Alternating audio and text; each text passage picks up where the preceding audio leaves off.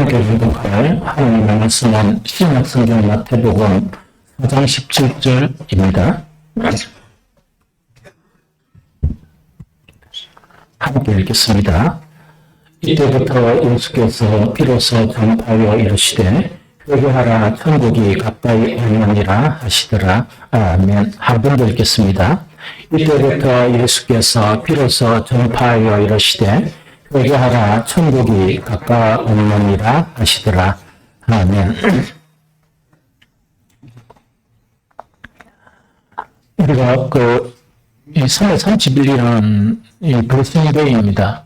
우리가 1년에 몇 차례 우리가 이제 샬롬 축복 정도를 계속하고 있고 1년에 몇 차례 이제 블레싱데이를 갖고 우리가 있습니다. 그런데 우리가 이제 전도를 하다 보면 가끔씩 어떤 생각이 드는 거니까 우리가 무엇을 전해야 되는가 하는 것에 이제 고민이 빠지기 쉬워요. 그래서 전도하는데 무엇을 핵심적으로 이렇게 전해야 할까 하는 것 자체가 상당히 좀 어려운 그런 경우도 있거든요. 그래서 오늘 보면 회개하라 천국이 가까워하니라 하는 이 간단한 말씀은 예수님께서 이 천국 복음을 전하시는데 첫 메시지예요. 첫 메시지거든요. 그런데 첫 메시지고 또 이것은 어떤 의미가 있는 거니까 우리가 전하는 복음의 그런 중심 역할을 해요. 그래서 이것이 없으면 우리가 많은 그런 복음의 이 말씀을 이렇게 전한다 손치더라도 핵심적인 내용이 빠지면은 이거는 조금 이상하게 흘러갈 수가 있다 하는 거 이야기죠.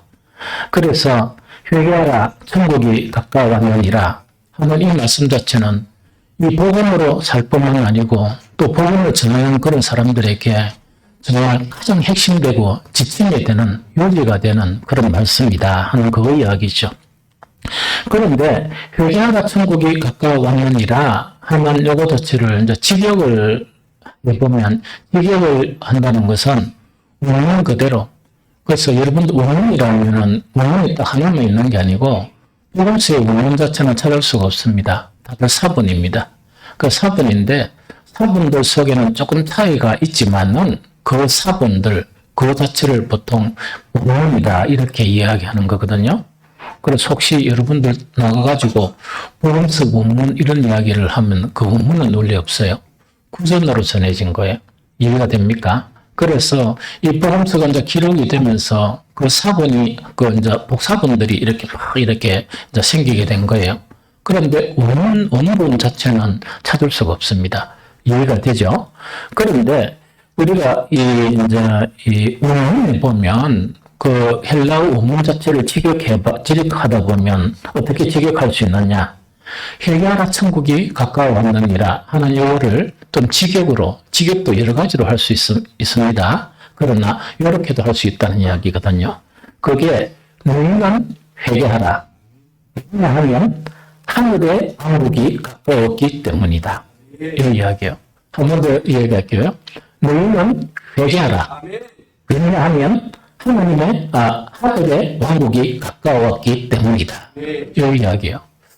그러면 여기서 이 복음의 핵심에 예수님이 전하는 복음의 핵심은 뭐냐니까 우리가 이제 복음을 전한다 그러면 앞에 예수님께서 회개하라 그러면서 왜냐하면 천국이 가까웠다 하는 이 이야기거든요. 그럼 쉽게 이야기하려고 그러면 천국을 얻으려면 뭘 해야 된다? 무슨 회개해야 된다는 그 이야기거든요.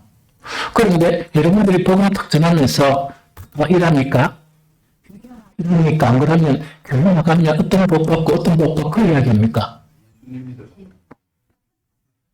예수 믿으면 복 받고 구원 받고 이런 짜다는 이야기 하죠. 그러니까 그 말에 듣고 또 와가지고 또 보니까 이거 무시 잘 안 이루어지거든요. 그래서 다시 세상을 하고 세상을 가고 그래요. 그래서 복음의 중심 자체는 그 세례문도 그렇게 전했고 예수님도 전하신 복음의 핵심은 뭐냐? 모두 너희가 회개하라.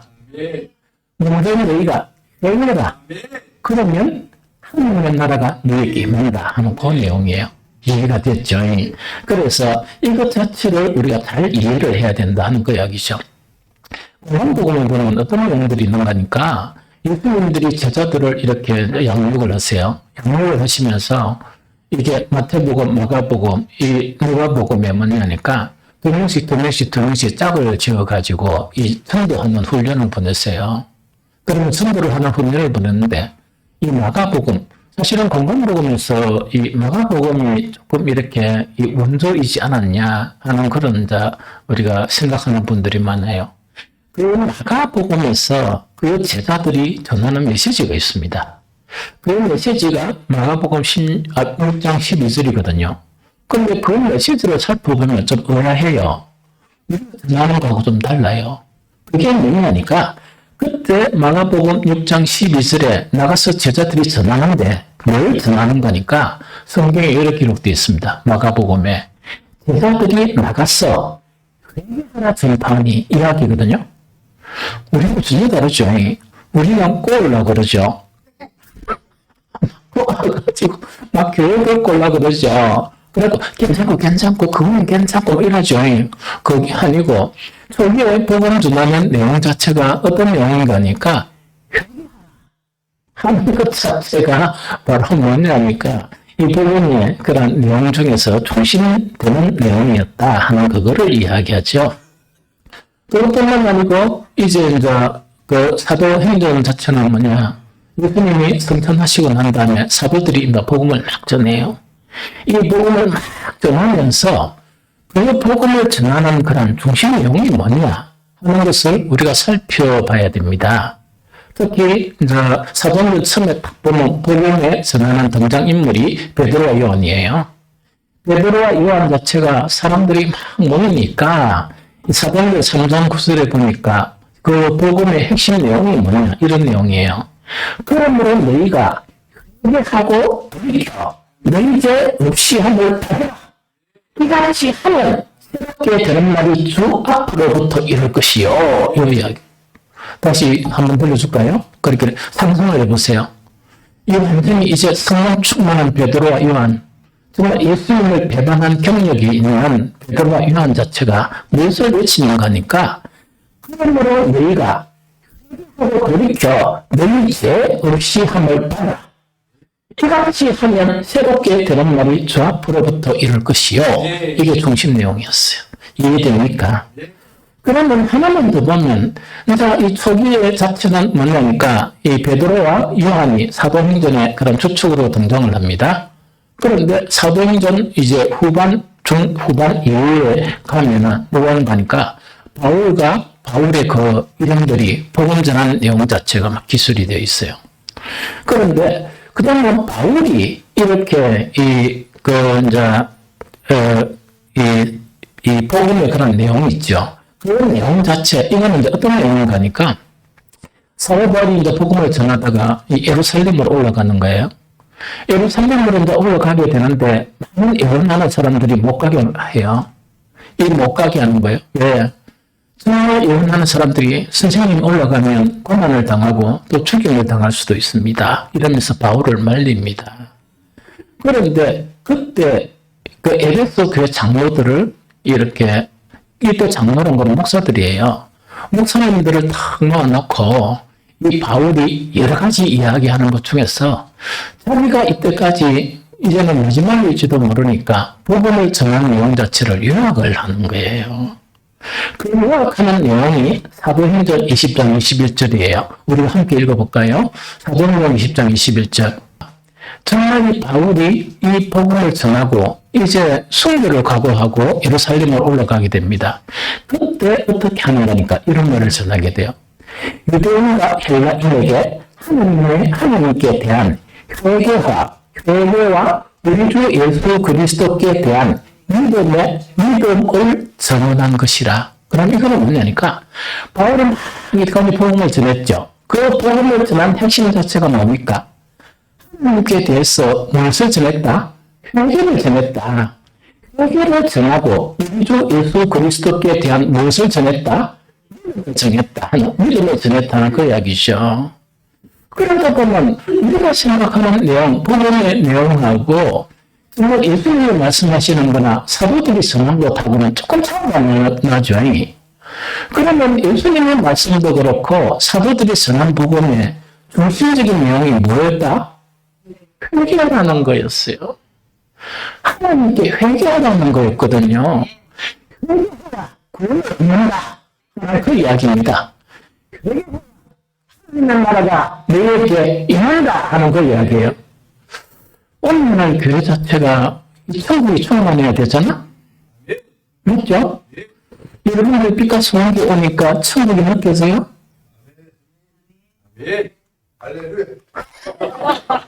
여러분들은 억수로 이래 좋게 말하네. 저는 보니까 너무 안타까워요. 사람들은 있는데 천국은 좀 영원하다. 이렇게 천국이 영원해가지고 이거 어떻게 될까? 이 목사가 늘 고민이 그거라. 그러면 복음의 내용을 통해서 여러분들이 먼저 회개하면 천국이 이루어지는데 목사가 아무리 천국 복음을 전하고 어떤 분은 정신없이 1시간 반 동안 설교를 했다 손치더라도 회개가 없이는 의미가 있다? 여러분들이 대답했으니까 그럼 그렇게 회개하시오. 예, 회개를 해야 된다는 그 이야기거든요. 그래서 우리가 이제 회개하는 천국이 가까이 오느니라 하는 이 말씀 자체가 가장 중요한 요지 자체가 천국 복음에서 가장 우선이 되는 것이 뭐라고요? 회개하시오. 회개가 그렇다는 그 이야기입니다. 그러면은 회개란 무엇인가? 이거 좀 알아야 되겠죠?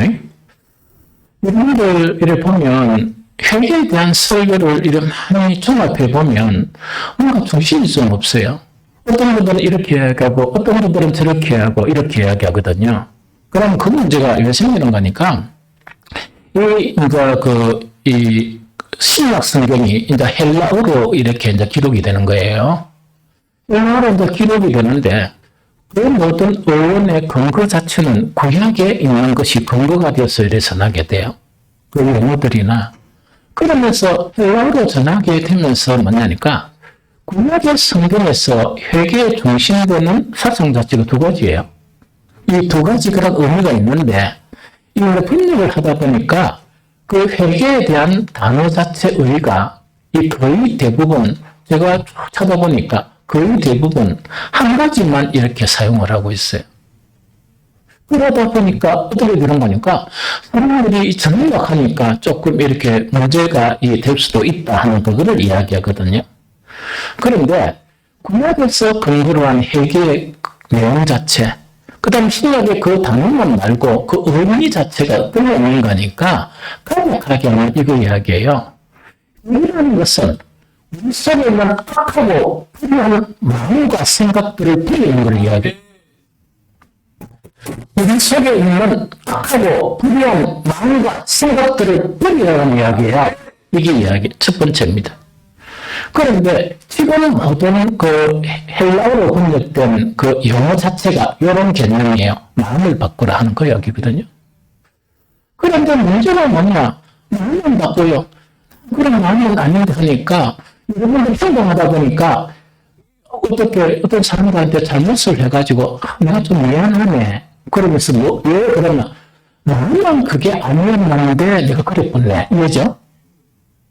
그건 합니까 안 합니까? 아니었는데 내가 그런 말이 툭 나쁘네. 툭 나쁘네. 이야기는 자제하시오. 왜 평생 또 안 그러다니까?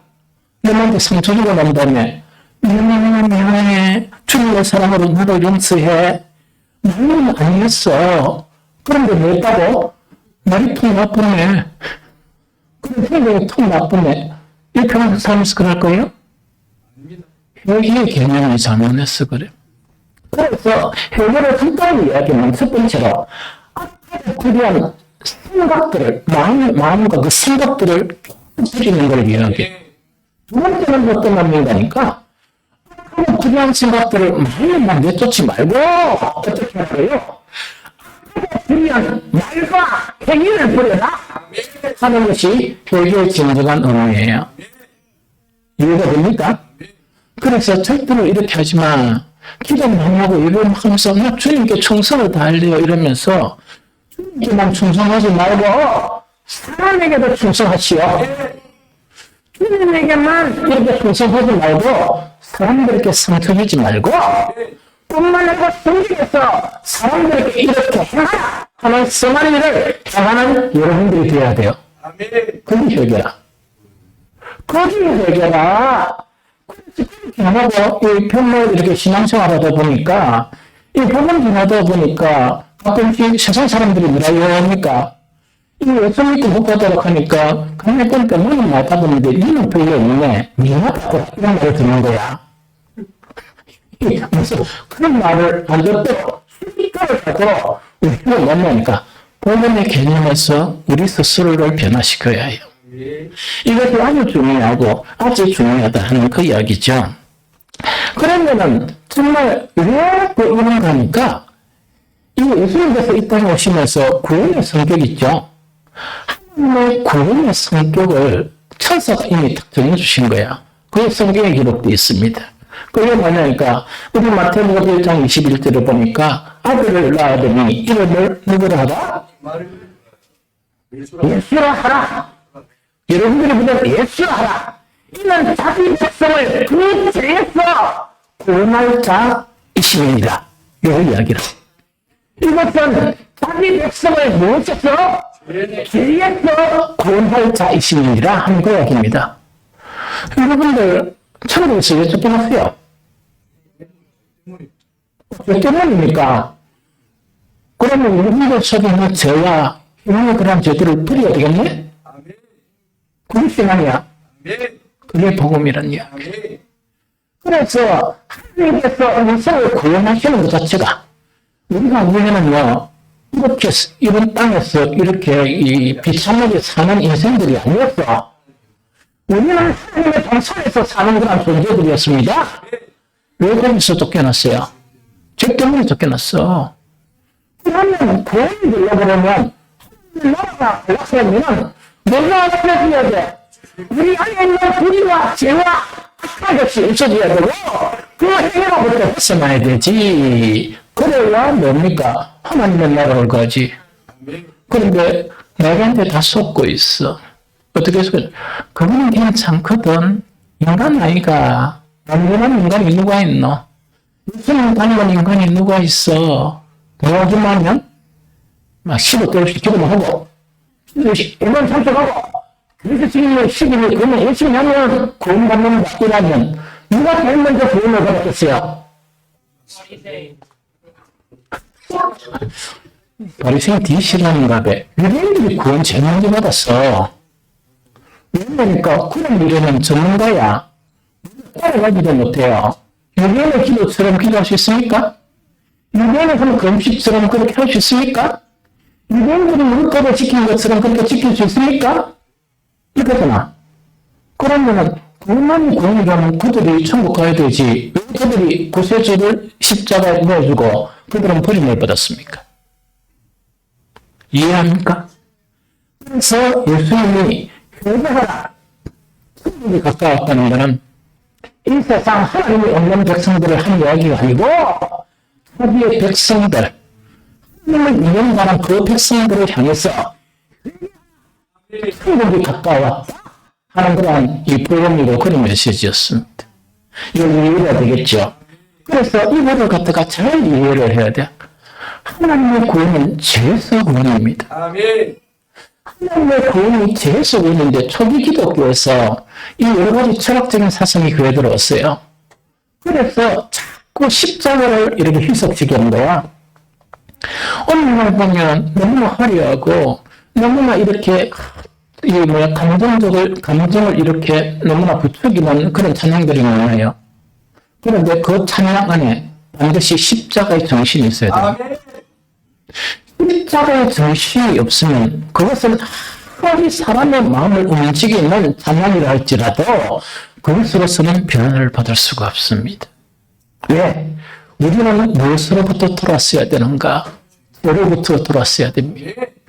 예수님이 육신을 입고 이 세상에 오신 그 여러 가지 이유 중에 한 가지가 이것을 택배할 수 없기 때문에 하나님은 자기의 독생자 예수 그리스도를 십자가에 이렇게 내어주셨습니다. 아멘. 그래서 법적인 죄로부터 구속을 우리에게 주신 것이 십자가의 사건이다. 이걸 명심해야 돼.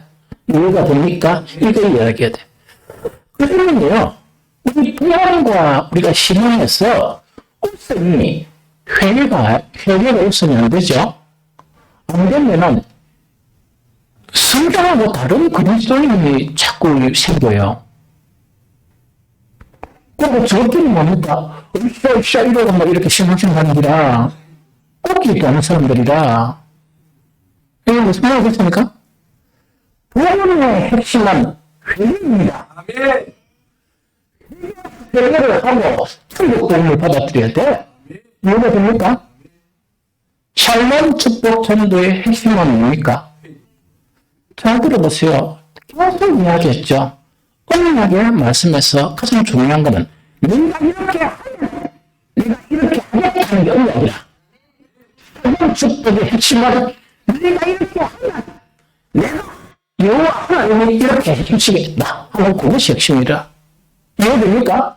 그런데 이런 사람들이 죄송합니다. 이런 분들이 각 돌려가지고 돈만 받기를 원하니까 이렇게 하는 거를 자꾸 안 하려고 하는 거야. 그러고 주님 앞에 나와서 이거 비슷하게 하지 않아요. 주소! 이런 식으로 됩니까? 하나님의 말씀은 그렇게 할 수 없습니다. 이렇게 하면 내가 이렇게 해주겠다는 그거의 말씀이야. 이렇게 하면 하는 거죠.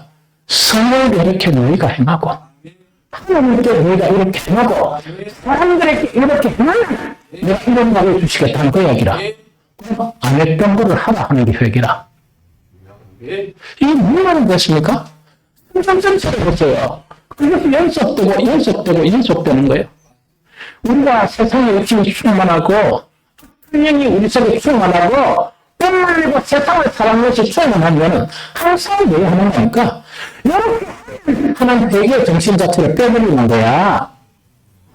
옛날에 내가 어릴 때 가장 감동적이었던 거는 그 미랑의 그 90원 조그마한 교회에 올라가죠. 이게 초등학교 다닐 때 가보면 너무나 신기한 것이 뭐냐니까 이번에 마치고 나면 안 가고 거기서 막 울면서 통곡하고 기도하는 사람들이 너무 많았어요. 그래서 그때는 뭐냐니까 저 누나들 저 이모의 아들이 죄를 너무 지었구나. 안 그러면 살다가 무슨 뒤슬픈 일을 당했나 하는 그것인 줄 알았어요. 그게 아니고 뭐냐. 말씀을 듣고 나니까 그 말씀을 부딪히면서 회개하는 그런 일들이 계속 일어나는 거예요. 그런데 문제는 뭐냐니까 오늘날의 교회는 그런 것이 점차적으로 사라지고 있다. 그리고 기본적인 예배에 대한 예의가 있어야 돼요. 예배를 마치고 기도하게 되면 답답할 일이 있으면 의문할 일이 있으면 밖으로 나가시오. 기도하는 사람은 기도하기에 쓰고 방해하면 안 돼. 이게 예의가 됩니까? 그래서 못하는 대로 못하는 것하고 악한 것을 없애는 것이 뭐라고요? 회개이다 하는 것을 이야기하거든요. 회개가 우리 복음과 신앙에서 중심을 차지하면 아까 이상한 성도들이 나온다고 그랬죠. 예를 들어볼까요? 여러분도 알 거야. 그 교회는 열심히 해요. 그러나 일상이나 사회가 욕심내가 큰 역사를 이루는 그런 분들이 있는데 문제는 뭔가니까 회개가 계속 일어났다면 그분들에게서 무엇을 봐야 돼요? 예수 그리스도를 봐야지. 그런데 왜 그렇게 기도 열심히 하고 그렇게 열심히 헌신하고 섬기하고 했는데 아직까지 세상 사람들의 모습 자체를 보이지 못하는 거야. 그러다 보니까 한 번씩 실수해가지고 이게 뭡니까? 그 참 감사해요. 왜? 작은 교회 목사는 실수해도 신문에 안 나. 그런데 조금 큰 교회 목사는 실수하면 등장만큼만 합니다. 방송도 타고 그거 되게 하고 싶으면 안 되겠구나. 우리 작은 교회였으니까.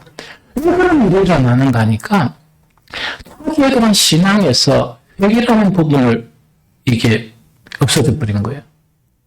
회개하면서 계속 계속 새롭게 되고 계속 새롭게 돼야 돼. 그래야 되는데 그것이 없어진단 말이에요. 회개하는 신앙 자체는 뭐냐? 위대한 신앙을 만들지 못합니다.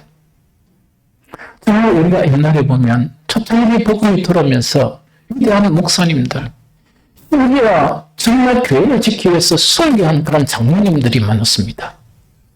한 번은 그런 것들을 이제 이게 뭐야 그 설교를 좀 하려고 저는 이 다른 데를 사왔습니다. 한국 기독교 역사 사왔는데 설교할 게 너무 많아가 아직 책끝풀을 내가 못 듣겠어.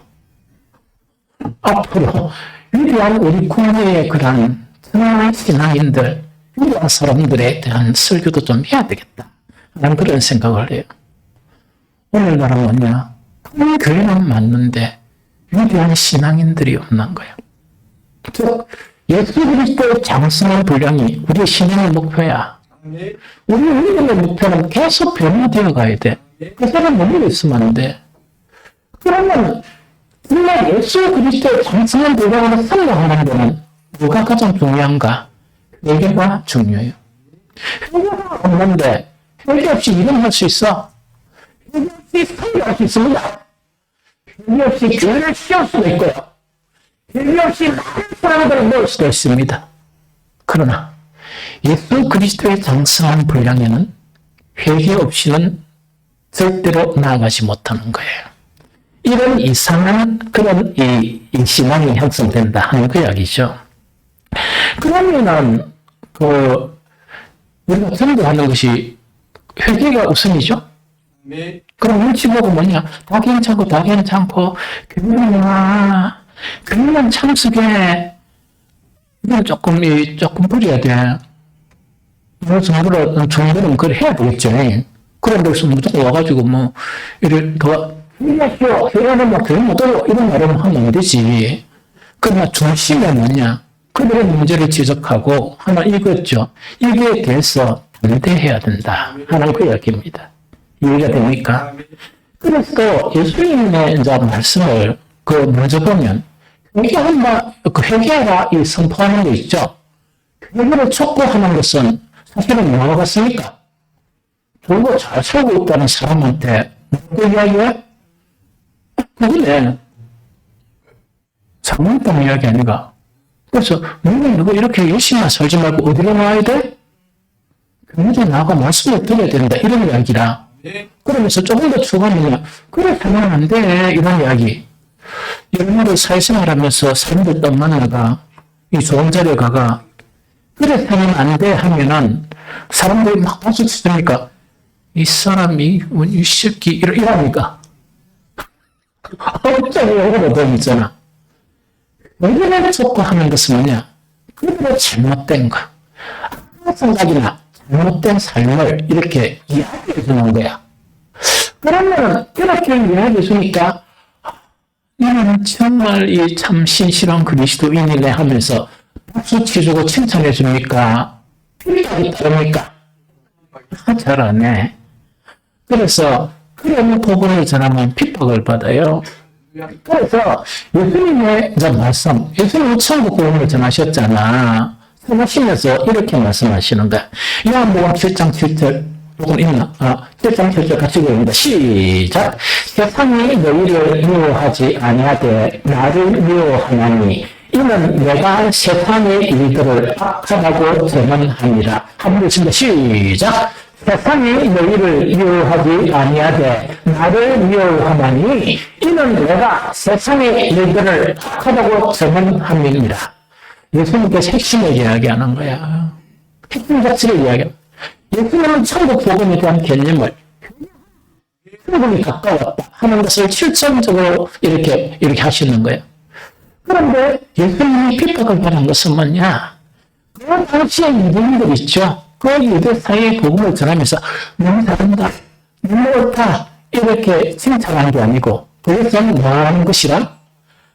그런 것이라고 정리를 해버린 거야.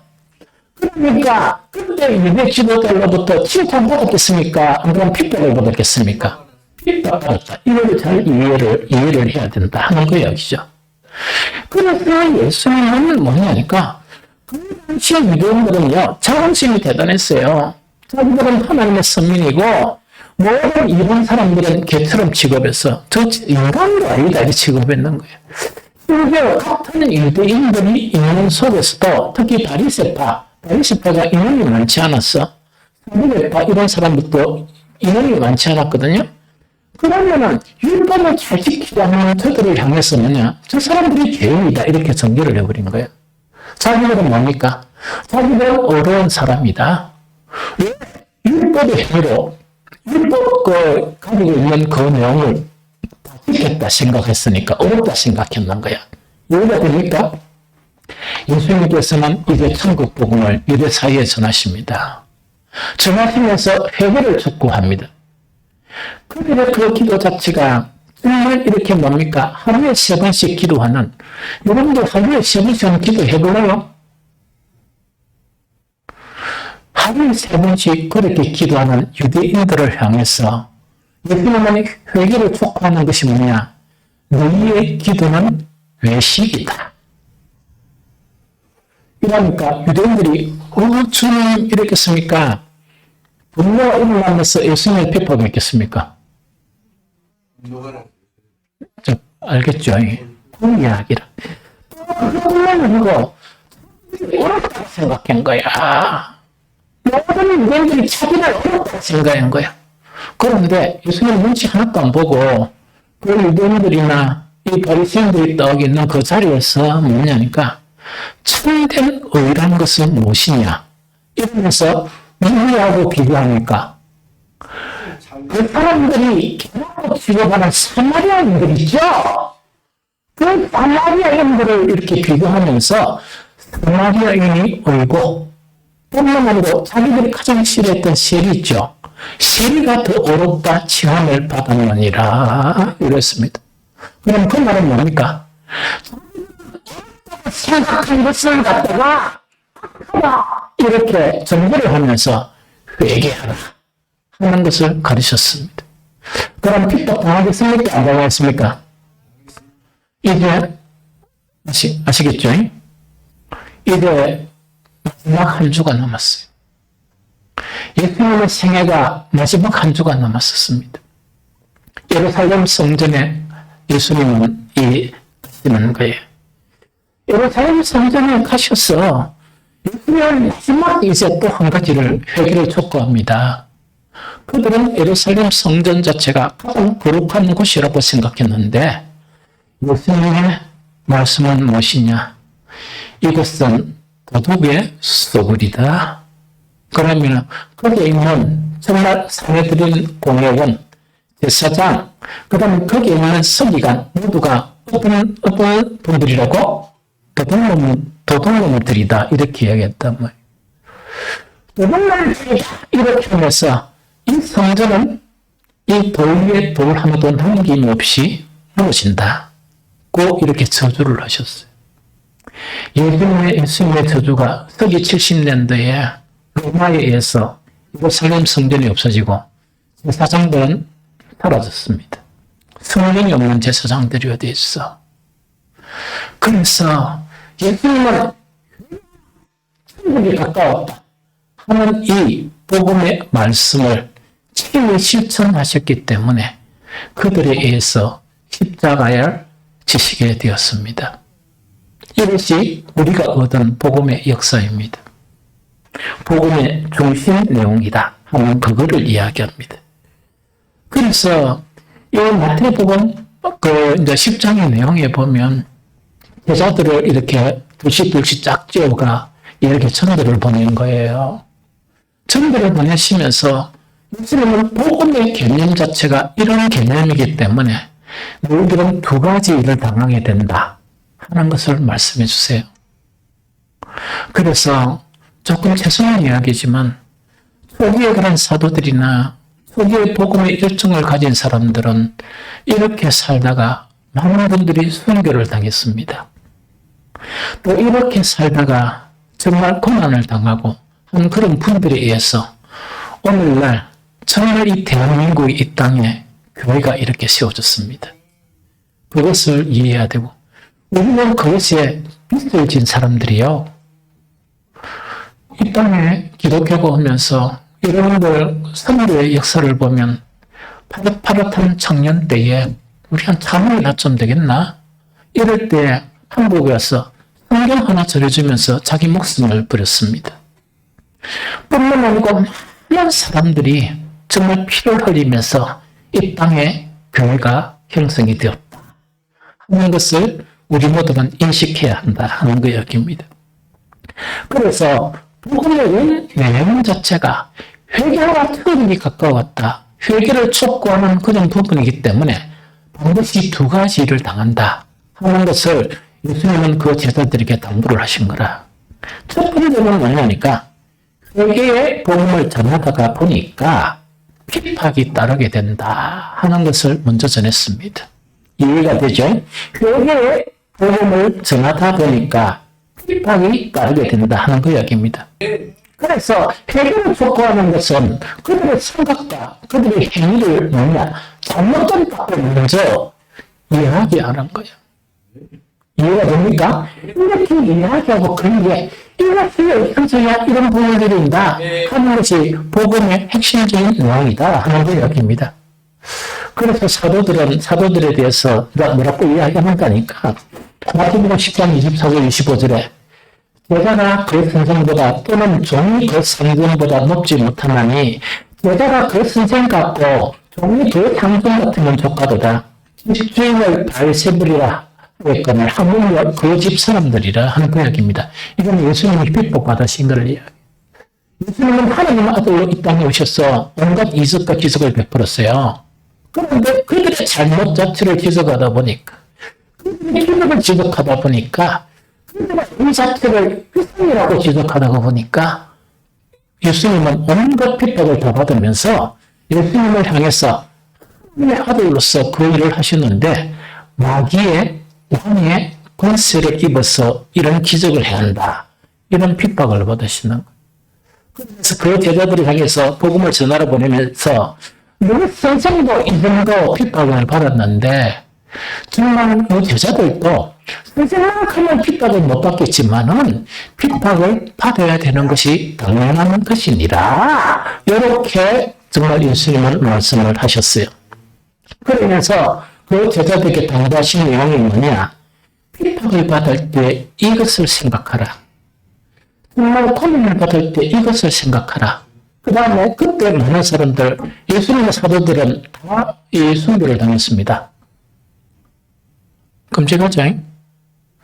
그들에게 복음을 전하기 위해서, 그들에게 삶을 안겨주기 위해서 복음을 전했는데 그 대가가 모두 다 순교를 당했습니다.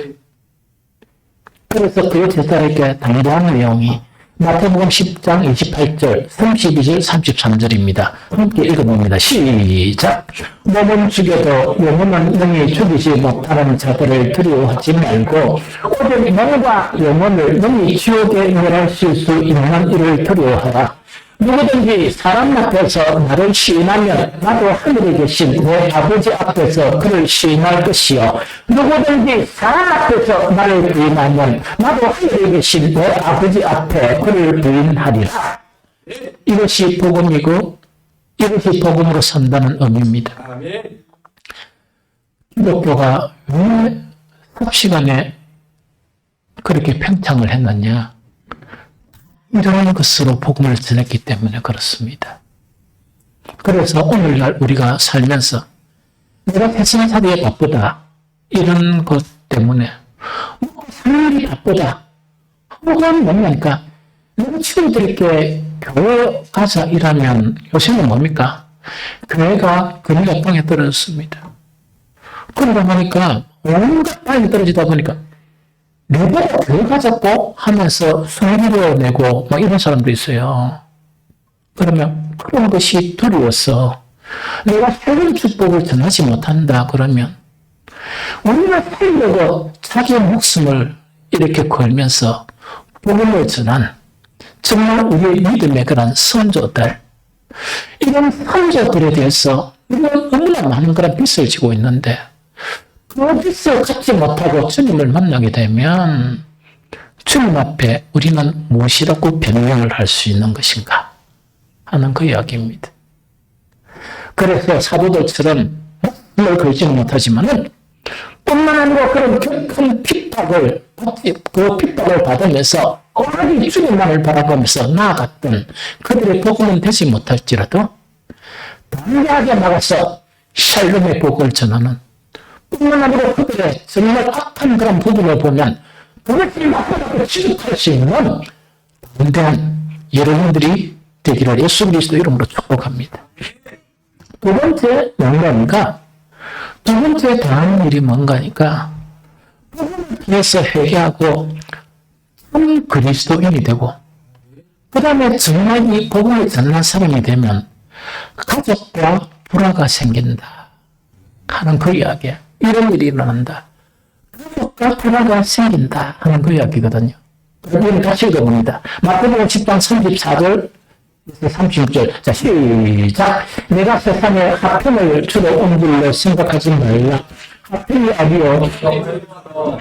내가 온 것은 사람이 그 아버지와 딸이 그 어머니와 며느리가 시어머니와 부정하게 하려 하니 사람의 원수가 자기 집안 식구리라. 한 번 더 시작. 내가 세상에 화평을 주러 온 줄로 생각하지 말라. 화평이 아니요 흠을 주러 왔노라. 내가 온 것은 사람이 그 아버지와 딸이 어머니와 며느리가 시어머니와 부정하게 하려 하니 사람의 원수가 자기 집안 식구이다 하는 이야기거든요. 이런 안타까운 일이 생겨요. 그런데 복음을 전한다는 것, 혹은 나를 위해서 사는 것에 탈피해서 다른 사람을 위해서 산다는 거 있죠. 이것은 참 그리스도인이 되어야 시작할 수 있는 일이에요. 아무나 할 수 있는 일이 아니라. 그래서 참 그리스도인이 되어야 이게 되게 되거든요. 참 그리스도인은 뭘 이야기하는가? 이 끝없는 사람을 이야기하고, 이 끝없는 사람이 어느 정도 장성이 되어야 참 복음의 사람이 되어요. 그럼 참 복음의 사람 중에서 가장 변화가 일어나는 것 중에서 가장 중심적인 변화가 뭐냐? 이 세상의 모든 사람들은 그 사랑이라는 걸 가지고 있어요. 사랑이라는 걸 가지고 있는데 그 사랑의 출발점과 근거가 자기 사랑에서 출발해요. 이해됩니까? 자기를 사랑하는 자기 사랑에서 출발하는 거예요. 그런데 복음을 통해서 자기 사랑을 붙여야 되겠죠? 회개하고 이러다 보면 자기의 사랑이 부러지면서 다른 사람을 사랑하게 되는 이타적인 사랑이 숭고한 사랑의 사람이 되어요. 이렇게 변화돼요. 이렇게 되어야 복음을 전할 수가 있고, 이렇게 되어야 다른 사람을 위해서 살아갈 수 있는 그 사람이 되어진다는 그 이야기죠. 그래서 한 사례가 뭐냐니까, 예수님은 십자가에 달리는 모습을 보면서 베드로, 내가 죽을지언정 주님을 부인하지 않고 배반하지 않겠습니다. 이 장담을 한 베드로가 도망가 봤어. 도망가고 난 다음에 다시 뭐합니까? 고향에 내려갔습니다. 자기 은직업이 없으니까 부활하신 예수님이 정말 고이 잡는 이 베드로에게 찾아오셨어. 그러면서 이 마지막 이 사역을 당부를 하세요. 그러면서 동일한 질문과 동일한 대답을 이렇게 하세요. 그것이 뭐냐? 네가 나를 사랑하느냐? 그래서 베드로가 내가 주님을 사랑합니다. 이렇게 하니까 그러면 내 양을 먹이라. 이렇게 당부를 하는데 한 번 안 하고 3번 연속 반복을 넣으세요. 그런데 잘 알아야 될 거는 주님의 질문하신 네가 나를 사랑하느냐 하는 그 사랑은 아가페를 이야기해요. 아가페라는 것은 이타적인 사랑이야. 그런데 베드로가 목두리에서 떨면서 내가 주님을 사랑합니다. 내가 주님을 사랑하는 줄 주님이 알지 않습니까? 하는 그 사랑은 필리합니다. 자기 중심적인 사랑입니다. 약간 베드로는 뭐냐? 마가의 다락방에서 성령 충만함을 받으면서 자기 중심의 사랑을 버렸습니다. 그러면서 이타적인 숭고한 사랑이 형성이 되었다 하는 그 이야기죠. 그러면서 예수님의 사역을 감당하게 되었다는 그것을 이야기합니다. 이해가 되죠? 그래서 참 복음이나 이 사람들을 위해서 산다는 것은 뭐냐니까 자기 중심의 사랑 가지고는 한두 번은 할 수 있어요. 우리 교회 보면 한두 번 목사님 나 이렇게 한번 해보겠습니다 하면 제가 내 이타적이가 이해적이가 있을 때라 묻습니다. 안 묻고 이걸 해갑니다. 옆에 어떤 사람들이 목사님 그래 시켜도 됩니까? 못해. 좀 있다가 안 하면 안 하고 또 하게 되면 계속 하고 그러는데 우리가 그래. 그래서 여러분들 하고 싶은 일 있으면 이야기해요. 목사님 내가 이걸 하고 싶어 하면 내 대답은 이렇게 해갖고 이런 거고 그걸 하다 보면 한 두 번 하다 보면 야 이거 무시 힘들거든. 그 다음에 돈도 써야 되고 뭐 안 되거든. 그러다 보니까 그만둔단 말이야. 그런 데서 내가 안 노력합니다. 왜 못하고 안 노력하는 게 아니고 왜 안 노력하는 거니까 아직까지 그런 사람이 되지를 않았다. 소원은 있으나 그렇게 행할 수 있는 능력이 없다 하는 그거를 이야기하거든요. 그래서 이 이타적인 사랑이 돼야 돼. 이 바울의 이 사에게 그런 고백을 보면 이 아까 우리 여기서 장로들 많았죠. 예루살렘에 올라가나 다나님 거라 선생님 올라가면 정말 죽을 수도 있습니다. 그렇게 하니까 이 바울이 이 고백을 해요. 옛날에 소식 때 내가 예언이나 갑자기 이름 생각이 안 난다. 이래 됐을 때 아침에 큐티하면서 펑펑 울었습니다. 이 말씀 때문에 펑펑 울은 거예요. 출근하는 것도 잊을 뻔했어요. 그것이 이제 너무 감동이 되었던 그 말씀입니다. 사도행전 20장 23절 24절 같이 읽어봅니다. 사도행전 20장 23절 24절 시작. 오직 성령이 각성에서 내게 전언하여 결박과 할란이 나를 기다린다 하시나 내가 달려갈 길과 주 예수께 받은 사명 곧 하나님의 은혜의 복음을 증언하는 일을 마치려 하면 나의 생명조차 조금도 귀한 것으로 여기지 아니하노라 하는 이런 부분입니다. 그래서 그때 큐티를 하면서 나는 왜 이렇게 썩어질 인간인가? 나는 시대 이런 마음이 없을까? 나는 왜 이렇게 살지 못할까? 하는 것 자체가 너무 슬퍼가지고 인정이 있거든요. 바울 자체가 율법을 어렵다. 정말 자기는 완전하다 이렇게 생각했는데 부활하신 예수님을 담에독상에서 만나면서 빛이 비춤으로 자기의 모습을 본 거예요. 자기가 어렵다고 생각하던 모든 것 자체가 뭐냐? 똥오줌이었단 말이지. 너무 논리가 그걸 버려본 거야. 너무 충격을 받아서 그걸 버려본 거야. 그래서 정말 이 광야와 같은 그 속에서 무려 3년 동안 주님과의 그런 깊이 있는 동행의 삶을 살게 돼요. 그러면서 변신을 한 결과가 뭐냐? 정말 율법 안에 있을 때 내가 어렵다고 생각했던 것 자체가 나는 죄인 중에 기수구나 하는 그것을 발견하게 된 거예요. 그러면서 하나님의 사랑, 주님의 사랑을 이해하게 되고 그 후에 자기의 인생 자체가 복음을 위해서 자기의 목숨을 거는 목숨을 이렇게 귀하다고 생각하지 않으면 그런 것으로 복음을 전하면서 마지막 순교를 하게 됩니다. 우리는 그런 분들의 헌신, 복음의 헌신 때문에 우리는 너무나 편안하게 이렇게 신앙생활을 할 수 있습니다. 샬롬의 복은 뭐냐? 이렇게 해야 이런 복을 받는다 하는 회개를 촉구하는 그런 복음입니다. 그래서 자꾸 나가가지고 복 받는다고 이야기만 하지 말고 이렇게 해야만이 복을 받을 수 있다 하는 것을 전함으로써 정말 구원받아야 될 그 영혼들을 구원하는 그 일에 저와 여러분들이 동참하는 복음을 전한다는 거 가장 숭고한 일입니다.